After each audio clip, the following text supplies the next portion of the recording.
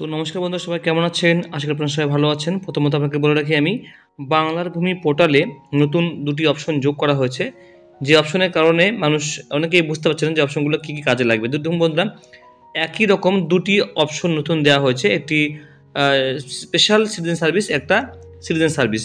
তো দুটি অপশনের কাজ কি সেটা আপনাকে একটু বুঝিয়ে বলবো। প্রথমত এখানে দেখুন, এই জায়গায় দেখুন একটি অপশন দিয়েছে, তার পাশে আবার এটা দিয়েছে। এটা তো আগের থেকে ছিল, কিন্তু এটা কিন্তু নতুন দিয়েছে একদম, ঠিক আছে? এটার কাজ কি সেটা আপনাদেরকে আমি আজকে তুলে ধরবো। 2024 সাল আসতেই বাংলার ভূমি পোর্টালে অনেক কিছু পরিবর্তন হবে, ফর্ম ফিল আপে পরিবর্তন হবে এবং সমস্ত অপশনে পরিবর্তন হবে, যে অপশনের কারণে আপনারা কিন্তু বিভ্রান্ত পড়তে পারেন। তাই অবশ্যই বন্ধুরা টাচে থাকবেন, একটার পর একটা ভিডিও করে আমি আপনাকে সব কিছু দেখিয়ে দেবো। প্রথমত এখানে দেখুন, বাংলার ভূমি .in সাইটে এই সাইটটা আছে, এটা কিন্তু 1.0, এটা আগামী দিনে 2.0 হয়ে যাবে। যেমনটা ইডিস্ট্রিক্ট 1.0 থেকে ইডিস্ট্রিক্ট 2.0 করা হয়েছে, ঠিক তেমনই কিন্তু এটা আপগ্রেডেশন করা হবে, মানে রিমডেলিং করা হবে।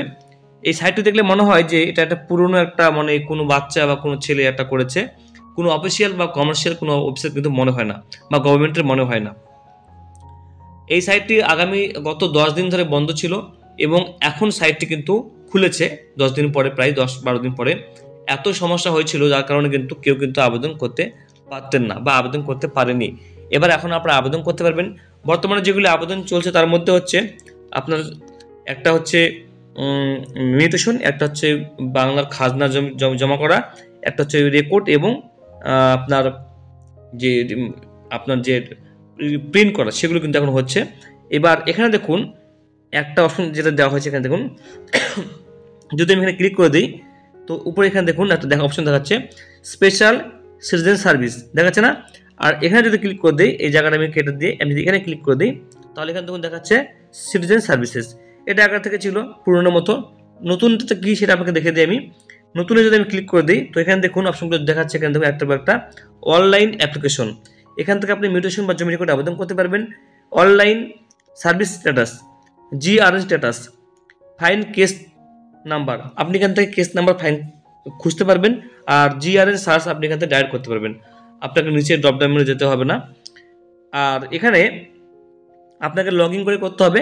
লগ ইন করে আপনাকে এখন দেখিয়ে দিচ্ছে, এরপর আপনি লগ ইন করে বাকিটা দেখতে পারবেন। এরপরে এই সাইটটি কিছুদিন পরে আবারও বন্ধ হয়ে যেতে পারে বা বন্ধ হবেও, এটা আপনাকে বলে রাখি আমি, কেননা এখনও পর্যন্ত এই দেখুন উপরে আমি আপনাকে স্ক্রল করছি একটু, এই দেখুন এখানে এই যে অপশন এখানে রয়েছে, এখানে আমি ক্লিক করে দেবো। এখানে দেখুন বলছে বাংলা এবং ইংলিশ, দুটো অপশন রয়েছে, দুটি ভাষা রয়েছে এখানে। আগামী দিনে এখানে হিন্দি আসবে, হিন্দির পরে আসবে গুজরাটি, মালয়াম, তেলেগু, উড়িষ্যা, আসাম, গুজরাটি, এই ভাষাগুলো এখানে যোগ হবে। তাতে কি হবে?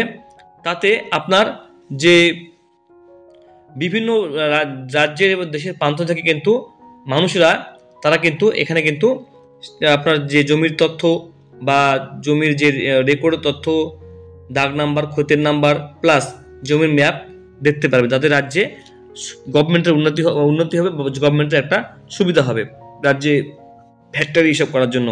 আগামী দিনে আরও বন্ধ হবে সাইজটাকে, মানে এই যে পোর্টালটাকে চেঞ্জ করে নতুন করতে পারে, তাই না?